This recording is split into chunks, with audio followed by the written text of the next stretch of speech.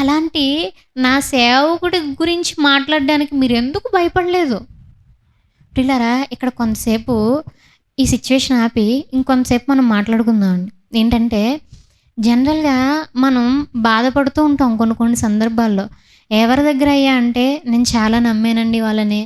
నేను చాలా ఇష్టపడ్డానండి. నేనెంతో చేశానండి వాళ్ళ గురించి. కానీ వాళ్ళు నా గురించి చెడుగా మాట్లాడుతున్నారండి. నేను చేసిన దాన్ని మొత్తాన్ని పక్కన పెట్టేశారండి. ఈరోజు నాకు అన్యాయం చేశారండి అంటాం.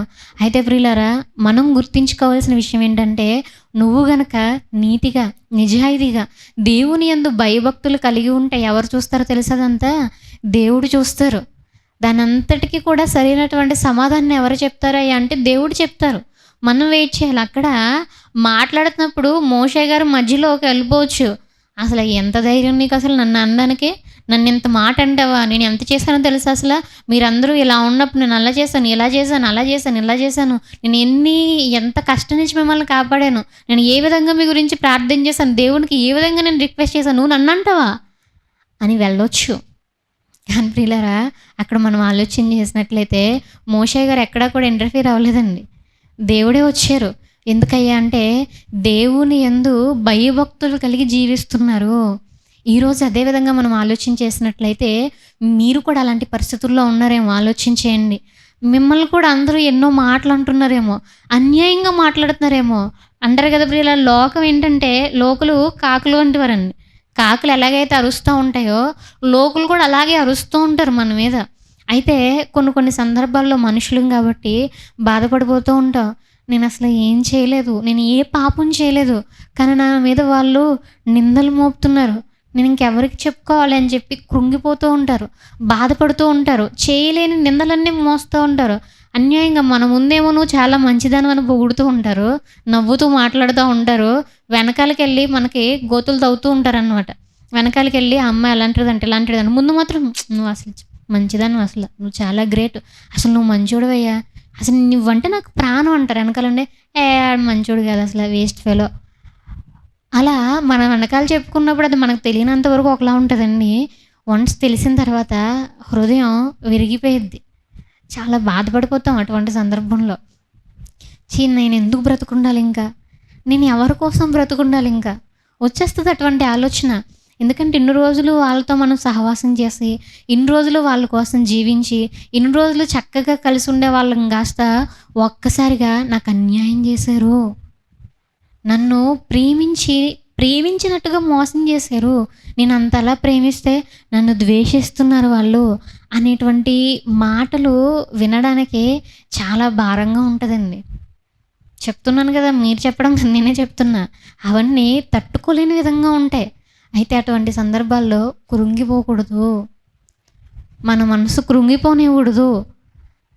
అందుకే ఇక్కడ మోషే గారు కూడా అటువంటిదే జరిగిందండి. అటువంటి పరిస్థితుల్లోనే మోషే గారు కూడా ఉన్నారు. అంత అద్భుతమైనటువంటి రీతిలో నడిపిస్తుంటే పరాయి వాళ్ళ, ఎవరైనా పరాయి వాళ్ళ, సొంత వాళ్ళే, ఒకే కుటుంబం వాళ్ళు చూస్తూ ఉన్నారు, దేవుడు నడిపింపు కళ్ళారా చూస్తున్నారు. వాళ్ళే, సొంత వాళ్ళే అలా అనేసరికి మోషే గారు అక్కడ బాధపడిపోలేదండి, నిల్చున్నారు, దేవుడికి అవకాశం ఇచ్చారు. అదేవిధంగా ప్రియులారా, ఈరోజు మనం కూడా ఆలోచన చేసినట్లయితే మనం కూడా అటువంటి పరిస్థితుల్లో ఉంటే మనం మధ్యలో వెళ్ళిపోయి ఇన్వాల్వ్ అయిపోకుండా, మన సొంతంగా మన కార్యాలు మనం చేసుకోకుండా దేవునికి మనం అవకాశం ఇచ్చామనుకోండి, దేవుడు దిగితే ఎలా ఉంటుందండి? మాటలన్నెవరు, ప్రతి దానికి సాక్షి ఉంటుంది. మన కళ్ళను వాళ్ళు మోసం చేయొచ్చు, సాక్ష్యాలన్నింటినీ తారుమారు చేసేయచ్చు. ఏంటి, అవునా చూపించు అంటారు, అంతే సింపుల్గా. అవునా చూపించు అంటారు. ఏదైనా ఒకవేళ వీడియో ఉన్నా డిలీట్ చేస్తారు అనుకోండి. ఒకవేళ వాళ్ళు ఏదైనా వీడియో ఉంది మీ దగ్గర, మీరు వాళ్ళు మాట్లాడిందో లేదంటే వాళ్ళు మిమ్మల్ని మోసం చేసిందో మొత్తానికి ఒక వీడియో సంపాదించారు, కానీ వాళ్ళు తెలివిగా డిలీట్ చేసి సాక్ష్యం చూపించు అంటారు. కానీ దేవుడు ఆ సాక్ష్యాలన్నింటినీ ముందు పట్టుకొచ్చి పెడతారు.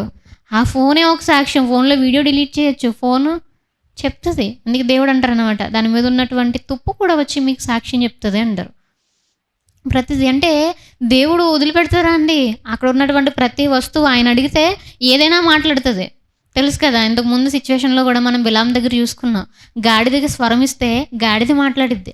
అదేవిధంగా పిల్లరా, ఈరోజు మనకెవరైనా అన్యాయం చేసినప్పుడు, మన మీద ఎవరైనా అన్యాయంగా అక్రమాలు చేస్తున్నప్పుడు మన వెనకాల ఒకలా, మన ముందు ఒకలా మాట్లాడుతూ మనల్ని మోసం చేస్తుంటే మీరు దేవునిలో ఉన్నప్పుడు గుర్తుపెట్టుకోవాలి. దేవునిలో లేనప్పుడు కాదు, మీరు దేవునిలో ఉన్నప్పుడు.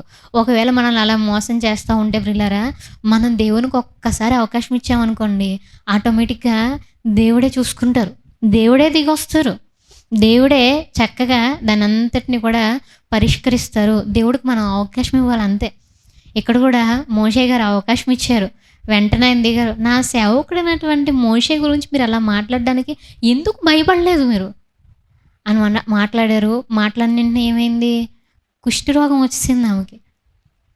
అంటే ప్రియులారా, ఈరోజు మనం కూడా ఆలోచించేయాలండి.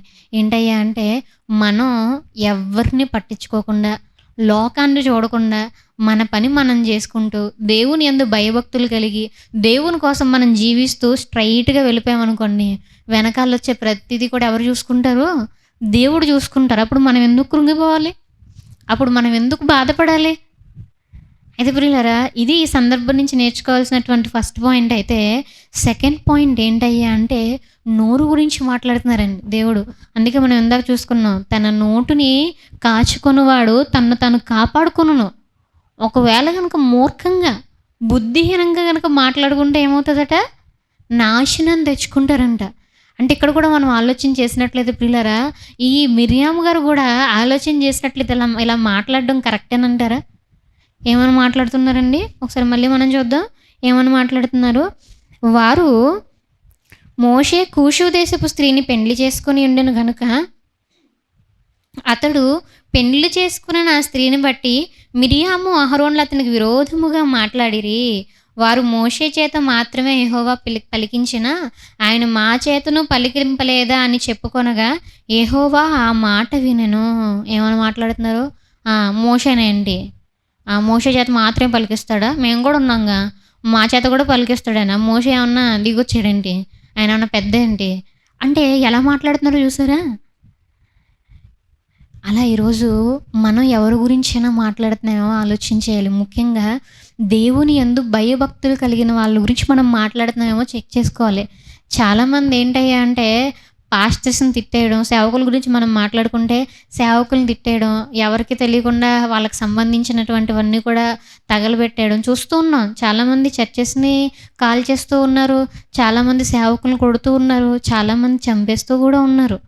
చాలామంది వాళ్ళ కుటుంబాన్ని రోడ్డుకి ఈడ్చినటువంటి పరిస్థితులు కూడా మనం ప్రస్తుతం ఉన్నటువంటి రోజుల్లో చూస్తూ ఉన్నాం.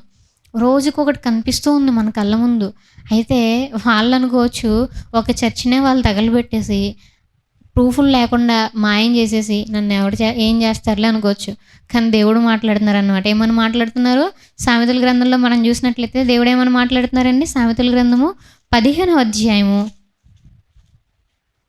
సామెతల గ్రంథము 15వ అధ్యాయము 3వ వచనం.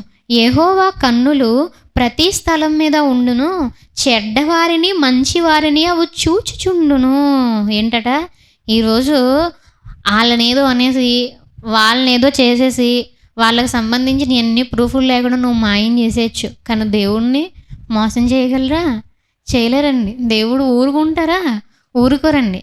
దేవుడు అసలు ఊరుకోరు. జనరల్గా జస్ట్ ఎవరిని మోసం చేయకుండా నీతిగా ఉన్నటువంటి ఒక వ్యక్తిని ఏమన్నా అంటేనే ఆయనకు కోపం వచ్చినప్పుడు, వాళ్ళ జీవితాల్ని దేవుడికి సమర్పించేసుకొని దేవుని కోసం బ్రతుకుతున్నటువంటి బిడ్డల్ని ఎవరైనా ఏమన్నా చేస్తే ఆయన ఊరుకుంటారా అండి?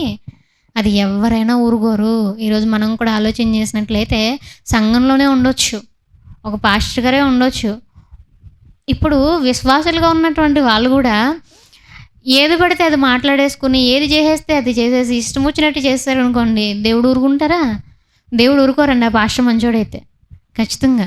ఆ సేవకులు కనుక మంచిగా ఉండి, దేవుని కోసం నిజంగా జీవించే వాళ్ళు కనుక అయ్యుండి, కింద ఉన్నటువంటి వాళ్ళు కనుక ఏమైనా మాట్లాడారు అనుకోండి, దేవుడు ఊరుకుంటారా అండి?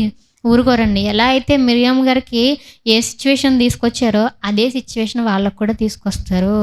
అయితే ప్రియులారా, ఈరోజు సేవకులను మాత్రమే కాకుండా ప్రతి ఒక్కరూనండి, అది ఎవరవని, వాళ్ళు దేవునిలో బ్రతుకుతున్నప్పటికీ, దేవుడిలో బ్రతకనప్పటికీ ఎవ్వరిని కూడా మనం ఏదైనా అనేటువంటి సాహసం మనం చేయకూడదు. అందుకే దేవుడు మాట్లాడుతున్నారు, మీ నోరుని మీరు జాగ్రత్తగా కాచుకోండి.